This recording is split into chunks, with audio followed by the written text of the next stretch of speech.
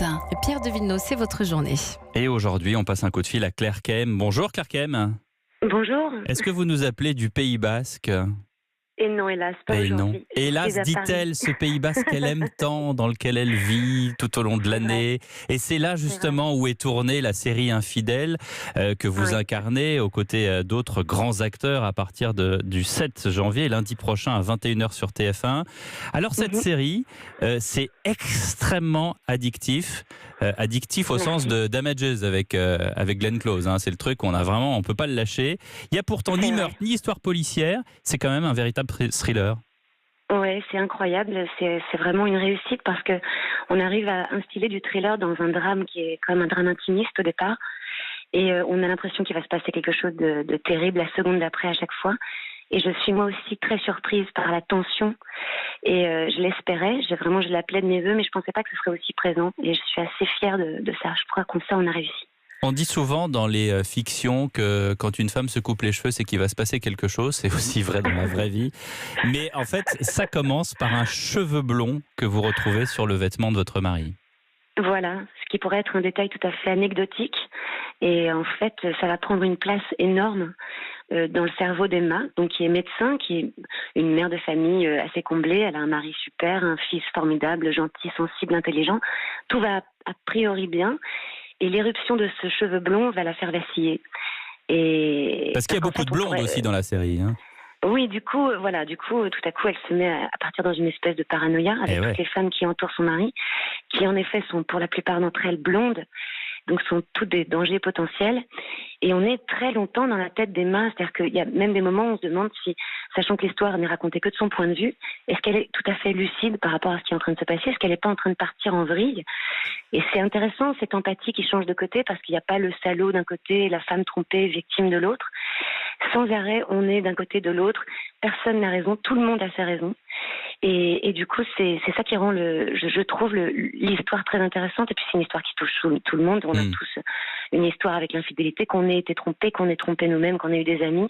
Tout le monde a un point de vue.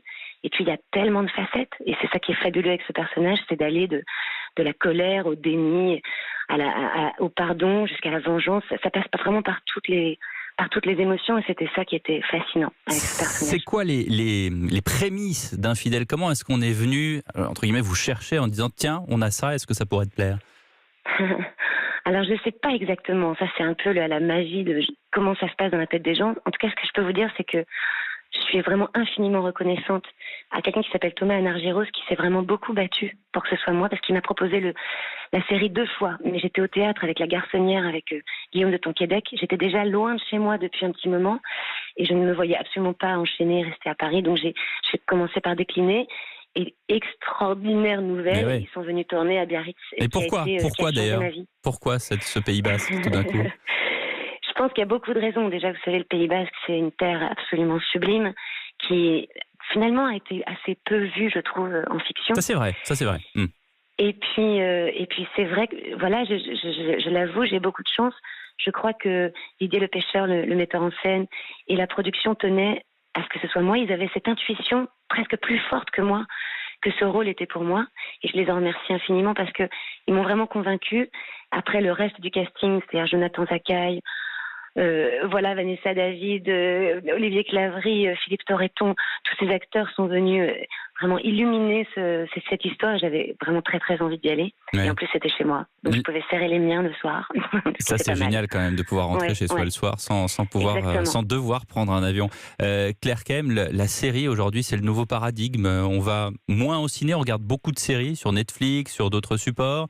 C'est important pour vous d'incarner une série comme ça qui peut-être sera plus regardée en France que les séries américaines ? Ah là là, c'est important, oui, c'est une grande chance parce que c'est vrai que moi j'ai commencé il y a 25-30 ans ce métier. Au départ, la télévision avait nettement un temps de retard par rapport au cinéma. C'était sûr, c'était un peu frustrant, on pouvait pas traiter des mêmes sujets. Mais aujourd'hui, quand on voit la multitude de propositions entre toutes les plateformes de films, c'est certain que parfois c'est dur de se bouger pour aller au cinéma. Moi, je fais partie des gens qui ont vu le sublime film Roma sur Netflix il y a pas longtemps. Ça fait un petit quelque chose parce que chaque plan est une œuvre d'art, donc on se dit mais pourquoi je suis pas au cinéma en train de regarder ce film ? Mais d'un autre côté, c'est tellement accessible Puis moi, je sais pas, c'est vrai que je binge watch, comme on dit, c'est-à-dire je regarde des séries parfois sans m'arrêter. Ouais. Je suis pas du tout complètement raisonnable addict. avec ça. Je suis complètement addict, ça marche très bien sur moi, je suis à fond dans les séries. Donc c'est vrai que moi, ça commence vraiment à me faire rêver. Et quand on voit qu'en France, on a quand même des séries comme Le Bureau des légendes, qui pour moi est un trésor national. Vraiment, je pense que c'est une série dont on peut être absolument très fier. Voilà, on tend vers ça. On commence à pouvoir se battre avec les mêmes armes, je crois. On a vraiment de plus en plus je trouve, d'extraordinaires scénaristes qui se mettent à l'ouvrage pour pouvoir proposer vraiment des séries qui soient à la hauteur de ce que nous proposent les anglo-saxons. Je pense qu'on est pas mal. Je pense qu'on commence à être vraiment dans une dynamique qui est chouette. On va vous retrouver lundi à 21h sur TF1. Merci Claire Kem. Profitez du beau temps à Biarritz pour aller vous balader sur la plage. Vous êtes chanceuse. J'y retourne. Merci beaucoup. À très vite. Europe 1.